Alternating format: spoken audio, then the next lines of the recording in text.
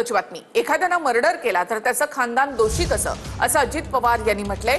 RPI Kharat गटाने उमेदवारी कोणाला द्यावी हा त्यांचा प्रश्न, असं अजित पवार म्हणाले. गुंडांना उमेदवारी दिल्यामुळे अजित पवार यांच्यावर टीका झाली होती. उद्या मी काहीतरी गुन्हा केला, माझ्या पत्नीचा काय दोष आहे, माझ्या मुलांचा माझ्या मुलींचा किंवा सुनांचा काय दोष आहे, असं नाहीये. तुम्ही जर कुणीतरी एखादा मर्डर केला म्हणजे अख्खं खानदान त्याला जबाबदार आहे असं समजण्याचं कारण नाही. काही विकृती असते, काही चुकीच्या गोष्टी असतात. सीताराम गंगावणे, भीम आर्मीचे प्रमुख आणि सचिन खरात यांना ज्यावेळेस आम्ही बरोबर घेतलो, किंवा विशाल तांबे किंवा आमचे भगवानराव साळुंखे यांना बरोबर घेतल्यानंतर काही जागा त्यांना ज्या सोडतो ते त्या जागाला कुणाला उमेदवारी द्यावी हा त्यांचा अधिकार आहे. तर मुख्यमंत्री गृहमंत्री आमच्याकडे हलक्यात घेऊ नका, चंद्रकांत पाटील यांनी अजित पवारांना त्यांच्या स्टाईलनं इशारा दिलाय. घरला जायचं आहे का असं म्हणणाऱ्यांना सांगतोय, असं चंद्रकांत पाटील म्हणाले. तर पाटलांच्या सूचनेची गांभीर्यानं नोंद घेतलेली आहे, असं अजित पवार म्हणाले. आता असं म्हणेन, घरला जायचंय का असं म्हणणाऱ्यांना मी असं म्हणेन की मुख्यमंत्री पण आमच्याकडे आहेत आणि गृहमंत्री पण आमच्याकडे आहेत. त्यामुळे दमात घेऊ नका आणि हलक्यात पण घेऊ नका. इथे असणाऱ्या एकनेक उमेदवाराला, कार्यकर्त्याला, नेत्याला मी विश्वास देतो. असे जे कोणी दमदाटी करणारे असतील, रात्री बेरात्री आपण देवेंद्रना फोन करूया. त्यामुळे हुशाऱ्या करणाऱ्यांनी, दम देणाऱ्यांनी जरा विचार करून आपलं काम करावं. मी कुठं नाही म्हणलं, केंद्रात पण देशाचे पंतप्रधान नरेंद्र मोदींच्या नेतृत्वाखाली सरकार चांगलं चाललेलंच आहे. ठीक आहे, मी त्यांनी केलेल्या सूचनेची अतिशय गांभीर्याने नोंद घेतलेली आहे. तर अजित पवार यांना महायुतीमध्ये घेतल्याचा पश्चाताप होतोय. अजित पवारांच्या वक्तव्यानंतर रवींद्र चव्हाणांनी अशा शब्दात हल्लाबोल केला. फडणवीसांना म्हणायचो, दादांना सोबत घेताना थोडा विचार करा, असंही रवींद्र चव्हाण म्हणाले. दरम्यान सिंचन घोटाळ्याचे आरोप होऊन सुद्धा मी सत्तेत आहे असं अजित पवारांनी वक्तव्य केलं होतं. त्यावरून भाजपकडनं टीका केली जाते.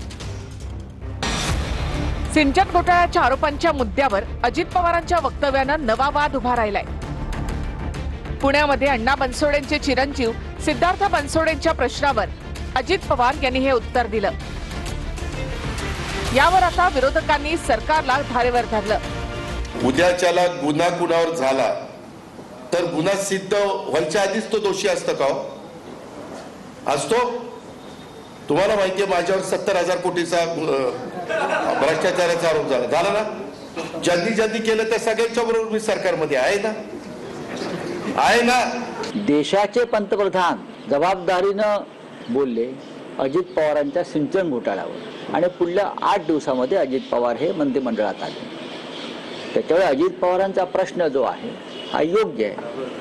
आणि सिंचन घोटाळ्याचं काय झालं आरोपाचं, याचं उत्तर देवेंद्र फडणवीस यांनी दिलं पाहिजे.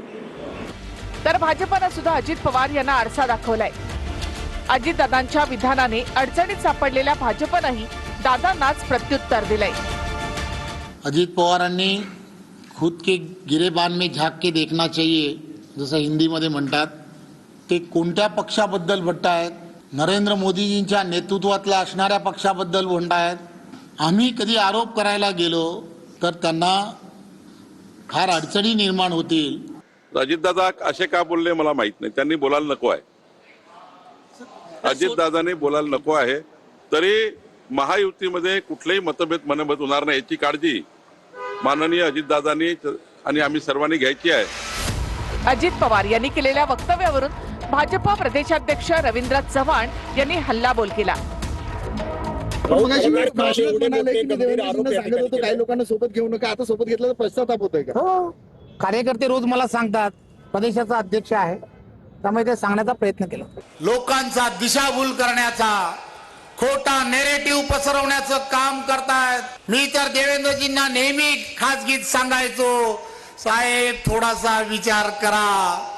पुणे आणि पिंपरी चिंचवडचे कार्यकर्ते हे मला रोज सांगतायत, थोडासा विचार करा. का रवींद्र चव्हाण एका महत्वाच्या पक्षाचे अध्यक्ष आहेत, त्यांनी काय भूमिका मांडावी हा त्यांचा सर्वस्वी अधिकार आहे, तो त्यांना आहेच. 66 बिनविरोध नगरसेवकांच्या विरोधामध्ये मनसे कोर्टात जाणार आहे. उद्या निवडणूक आयुक्तांची भेट घेणार असून सोमवारी कोर्टामध्ये जाणार असल्याची माहिती अविनाश जाधवांनी दिली. तर माझ्या उभ्या आयुष्यात अशी निवडणूक कधी मी पाहिली नाही असं राज ठाकरे म्हणाल्याचं अविनाश जाधवांनी सांगितलं. राज्यात बिनविरोध निवडून आलेल्या 66 नगरसेवकांविरोधात मनसे सोमवारी मुंबई हायकोर्टात जाणार आहे. मनसे नेते अविनाश जाधव यांनी या संदर्भात माहिती दिली असून निवडणूक आयुक्तांचीही उद्या भेट घेणार आहेत. आम्ही उद्या निवडणूक आयुक्तांची भेट घेणार आहोत आणि त्यांना जे काही 64 ठिकाणी या घटना घडलेल्या आहेत त्याच्या बाबतीतला पत्रव्यवहार करणार आहोत, म्हणजे आम्हाला कोर्टात जाण्याचा मार्ग मोकळा होईल. खरं तर त्यांनी आज जिल्हाधिकाऱ्यांना विचारलंय, पण शेवटी त्याच आरओ रिपोर्ट देणार आहे ज्यांनी ह्या सगळ्या गोष्टी केलेल्या आहेत. उगाच दोषारोप करणं हे काही बरोबर नाही. आता यावेळेला महायुतीला बिनविरोध लोकांनी निवडून दिलं, तुमच्यापैकी कोणाला जर निवडून दिलं असतं तर हा तुम्ही दोषारोप चालून घेतला असता का? बिनविरोध निवडून येणाऱ्यांच्या संख्येत कल्याण डोंबिवलीतल्या नगरसेवकांची संख्या जास्त आहे. यात वॉर्ड क्रमांक 27D मधनं मनसेचे उमेदवार मनोज घरत यांनी अर्ज मागे घेतला होता. त्यामुळे भाजपचे उमेदवार महेश पाटील हे बिनविरोध निवडून आले. मोठ्या संख्येनं बिनविरोध निवडून आलेल्या नगरसेवकांवरनं आपलं मत त्यांनी व्यक्त केलं. माझ्या संपूर्ण आयुष्यात अशी निवडणूक कधीच पाहिली नाही. बाळासाहेब ठाकरेंबरोबर अनेक निवडणुका अनुभवल्या, पण इतक्या मोठ्या संख्येनं उमेदवार बिनविरोध निवडून येतात ही परिस्थिती पहिल्यांदाच पाहिली. राज ठाकरेंनी हे वक्तव्य मनसे नेते अविनाश जाधव, अभिजित पानसे आणि माजी आमदार राजू पाटील यांच्या समोर केलं. ज्या आमच्या उमेदवारांना ऑफर देण्यात आलाय त्याचा एक व्हिडिओ आहे आमच्याकडे, तो आम्ही आता साहेबांना दाखवलाय आणि मला वाटतं भविष्यात ते येतील सगळ्या गोष्टी समोर. पण परत ते देखील म्हणाले की अशी निवडणूक मी कधीही पाहिली नाही, असं राजसाहेबांचं वाक्य होतं. मी एवढे वर्ष बाळासाहेबांबरोबर निवडणूक पाहतो आतापर्यंत, मी अशी निवडणूक पाहिली नाही, ती निवडणुकाच होऊन द्यायच्या नाहीत. 66 नगरसेवक बिनविरोध आल्यावर विरोधकांनी आता सरकारवर हल्लाबोल केलाय. बिनविरोध होण्यासाठी 5 ते 10 कोटी देऊन माघार घ्यायला लावली असा आरोपही राऊतांनी केलाय. राऊतांच्या आरोपांवर सत्ताधाऱ्यांनी सुद्धा उत्तर दिलं, तर निवडणूक आयोगाने बिनविरोध निवडीवरून रिपोर्ट मागवला आहे. राज्यात 29 पालिकांमध्ये 66 नगरसेवक बिनविरोध आल्यावर आता राजकीय युद्ध पेटलंय. बिनविरोधावर विरोधकांनी सरकारवर हल्लाबोल केलाय. बिनविरोध देण्यासाठी राजकीय दबाव, वारेमाप पैसा देण्यात येत असल्याचा आरोप विरोधकांनी केलाय. समोरच्या उमेदवारांवरती पैशाचा पाऊस पाडायचा. 5-5 कोटी 10-10 कोटी रुपये दिले या बिनविरोध होण्यासाठी आणि उमेदवारांना माघार घेण्यासाठी. जळगावला उमेदवाराने माघार घ्यावी म्हणून त्यांच्या घराघरामध्ये 5-5 कोटीच्या बॅगा घरपोच गेलाय का अहवाल? नाही. हे राज्य गुंडांचं, झुंडांचं आणि पुंडांचं आहे. तसं नसतं. मला वाटतं डायरेक्ट पार्टीवर गुन्हे दाखल झाले पाहिजे. त्याचं एवढा अहवाल मागून चालणार नाही, तर गुन्हे दाखल होणं फार गरजेचं आहे. आणि ज्या पार्टीनं हे केलं त्याचं रजिस्ट्रेशन, नोंदणीच रद्द केली पाहिजे. भाजप 43, शिवसेना 19, राष्ट्रवादी 2, इस्लाम पार्टी 1, अपक्ष 1. ठाणे महापालिकेत शिवसेना 7, पनवेलमध्ये भाजप 6, अपक्ष 1, भिवंडीत भाजप 6, कल्याण डोंबिवलीत भाजप 14, शिवसेना 6, पुण्यात भाजप 2, पिंपरीत भाजप 2, जळगावात भाजप 6, शिवसेना 6, धुळ्यात भाजप 4, अहिल्यानगरमध्ये भाजप 3 आणि राष्ट्रवादी 2, तर मालेगावात इस्लाम पार्टी 1. बिनविरोध निवडून येण्यावर निवडणूक आयोगानं यंत्रणांना अहवाल देण्याचे निर्देश दिलेत. कुठल्याही दबावाने हे काही असं राज्य नाही आहे महाराष्ट्र, हे कोणी कोणावर दबाव टाकेल, कोणी कोणावर प्रेशर टाकेल, कोणी उमेदवारी वापस देईल असं नाही आहे. अरे बिनविरोध येतात तुम्ही, तिथं तुमचे कार्यकर्ते असतील ना, काही इच्छुक आहेत का नाही तुमच्या त्या प्रभागात, त्यांना बोलवा ना, त्यांना विचारा ना काय झालं रे बाबा, तुम्हाला लोक लाईक करत नाही हे अधोरेखित झालेलं आहे. आणि पुढची निवडणूक सुद्धा त्याच पद्धतीने प्रचंड बहुमतात महायुतीची सत्ता त्या ठिकाणी येणार आहे. एवढ्या मोठ्या पक्षाला सगळं काही असून कॅन्डिडेटच नाही आहेत की ते आमची कॅन्डिडेट्स घेत आहेत, ह्याच्यावरून कळतं की त्या पक्षाची परिस्थिती काय आहे.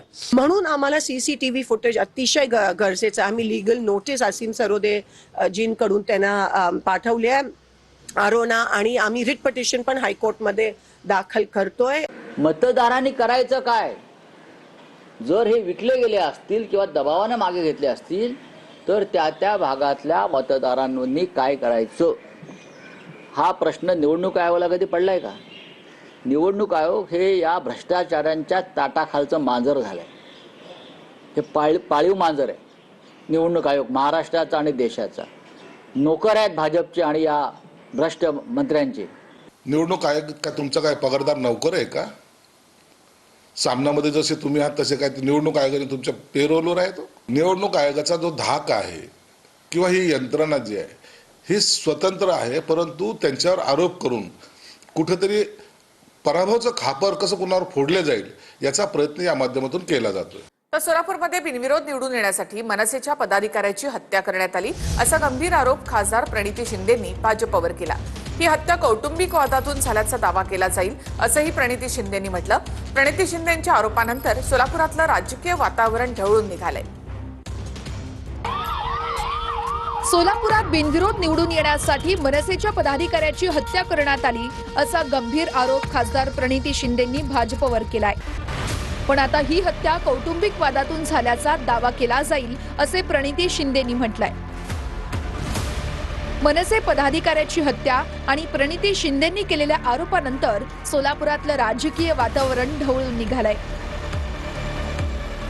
याला कोणत्याही प्रकारचं कौटुंबिक वाद न लेबल करता हे राजकीय हेतू पुरस्सरच झाला आहे.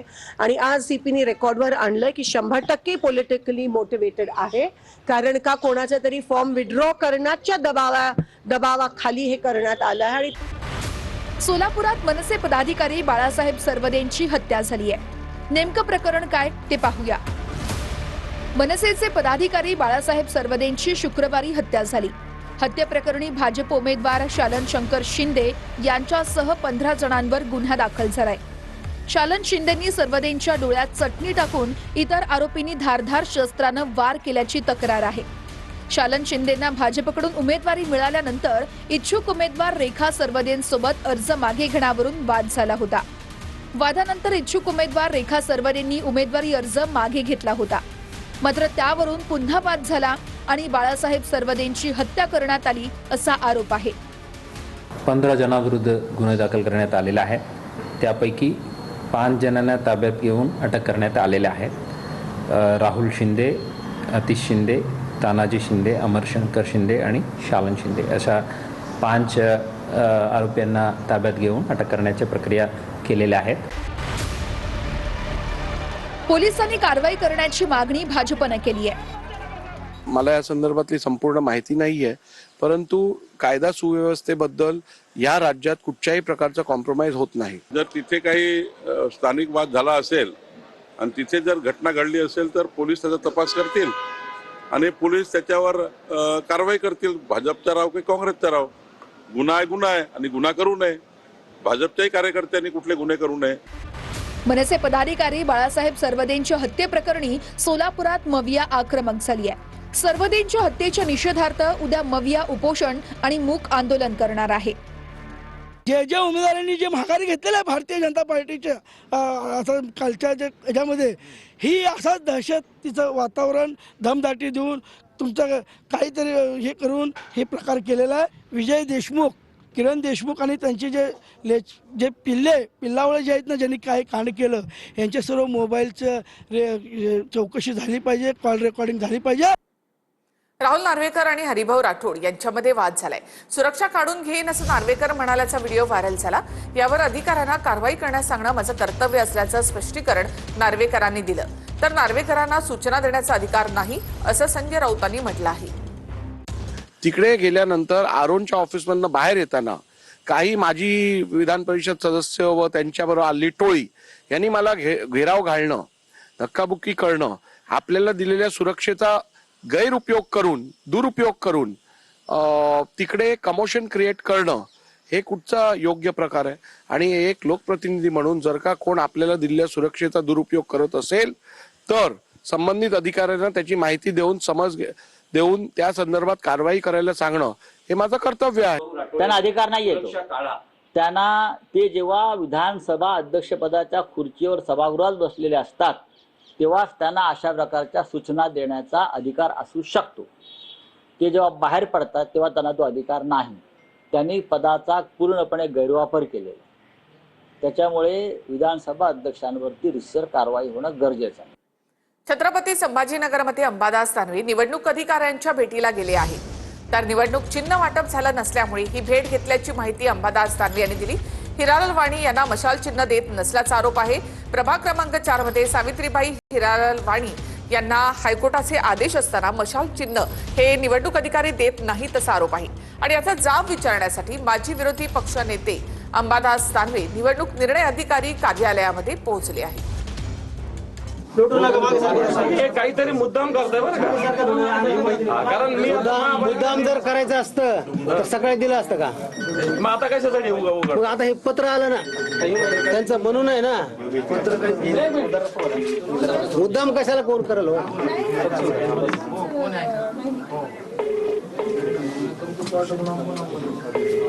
त्याच्यानुसार अलॉट केलं ना मग आपण. मग आता हे काय तुम्ही राज्य निवडणूक आयोगाचा नाही तो, राज्य निवडणूक आयुक्ताशीच बोलणं कोण दिलं काय तुम्ही राज्य निवडणूक आयोगाचं? ही ऑर्डर आहे, या ऑर्डरला काय वेगळं आलं तर ते मला सांगा फक्त बस.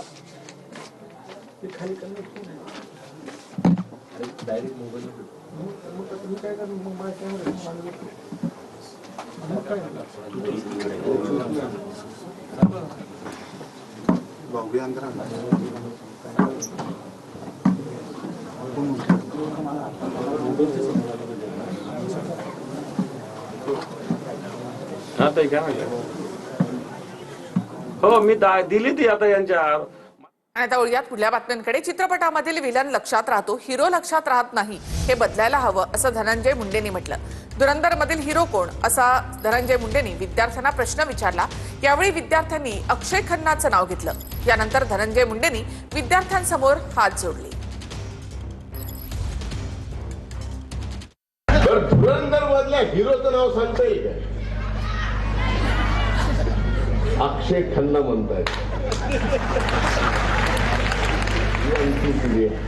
एखादा सिनेमा बनवताना त्या सिनेमामधला मुख्य कलाकार मागे पडतो, पण त्यातला विलन एवढा पुढे येतो की आज त्या हिरोचं नाव कोणाला माहित नाही.